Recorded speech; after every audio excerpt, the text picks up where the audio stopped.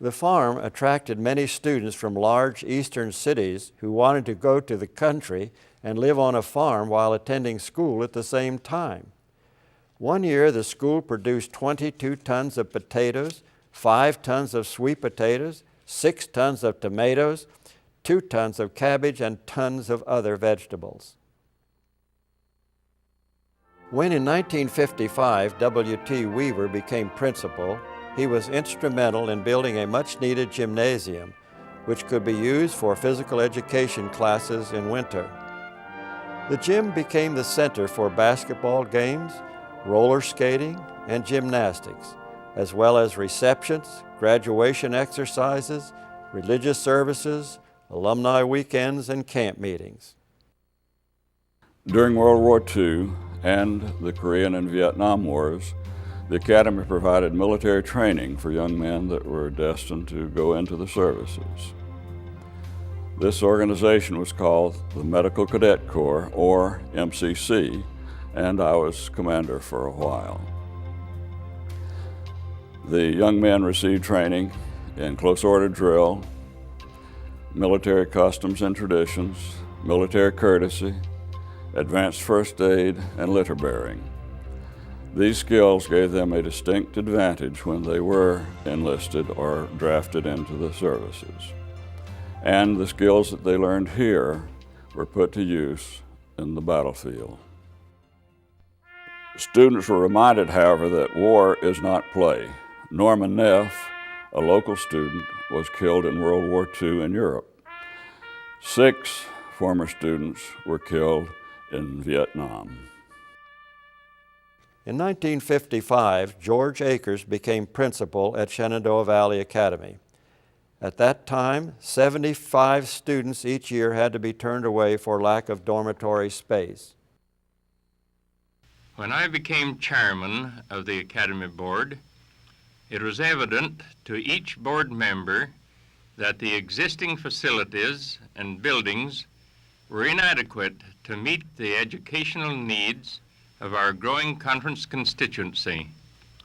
Much study was given to redesigning the entire campus and planning for an entirely new set of modern buildings to adequately meet our pressing educational needs.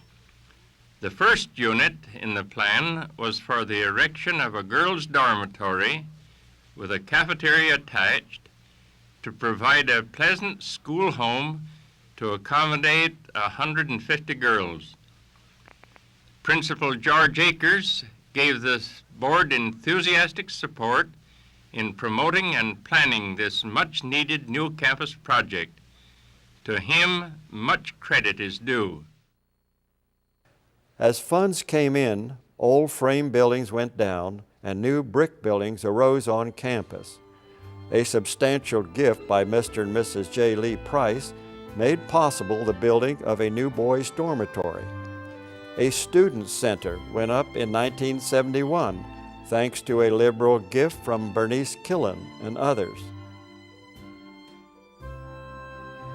The growing academy brought teachers and parents to the area and made necessary building Shenandoah Valley Adventist Elementary School in 1976.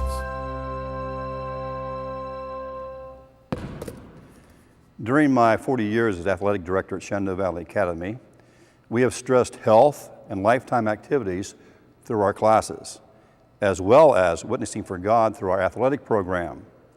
In 1974, the Potomac Conference voted to raise $2 million to upgrade our buildings, and the very first improvement was an indoor swimming pool. In 1976, a church building was constructed at a cost of $250,000. The beautiful sanctuary seats around 774 worshipers.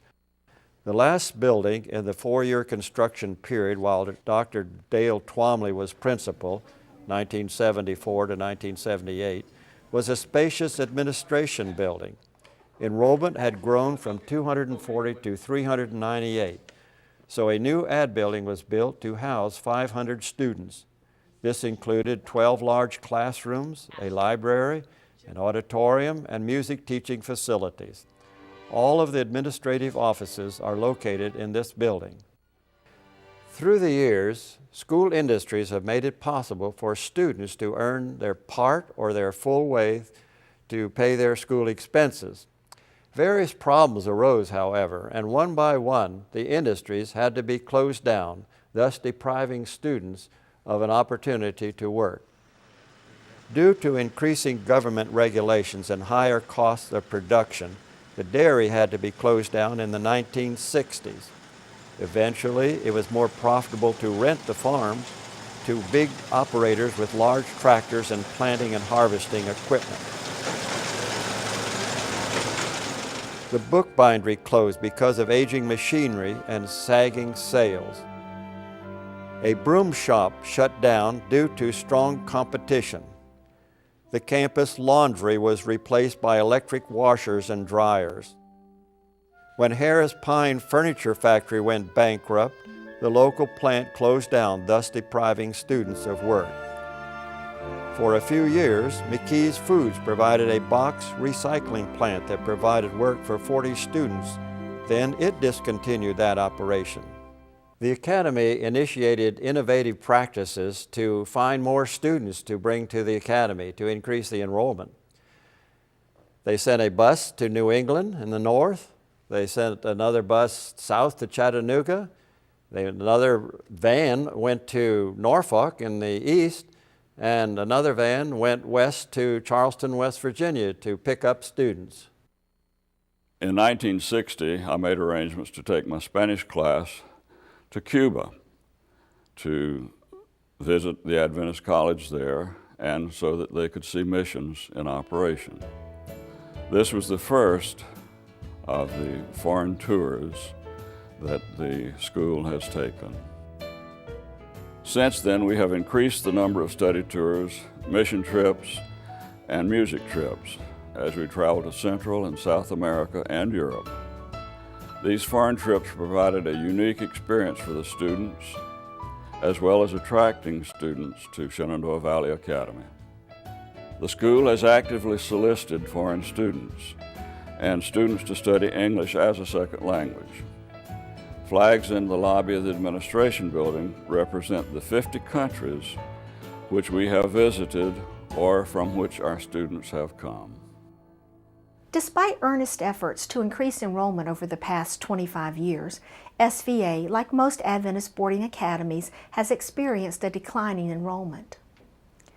Finally, in the fall of 2006, the bottom fell out when enrollment decreased by 70 students to a total of 135.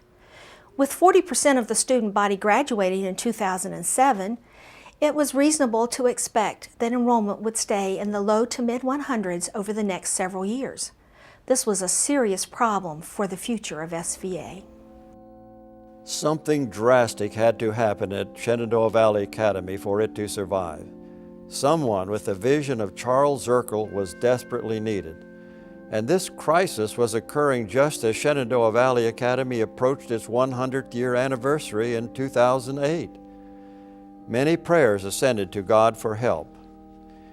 In God's providence, Dr. Dale Twomley, who possessed unique qualifications to help at this time, agreed to serve as both principal and business manager at Shenandoah Valley Academy.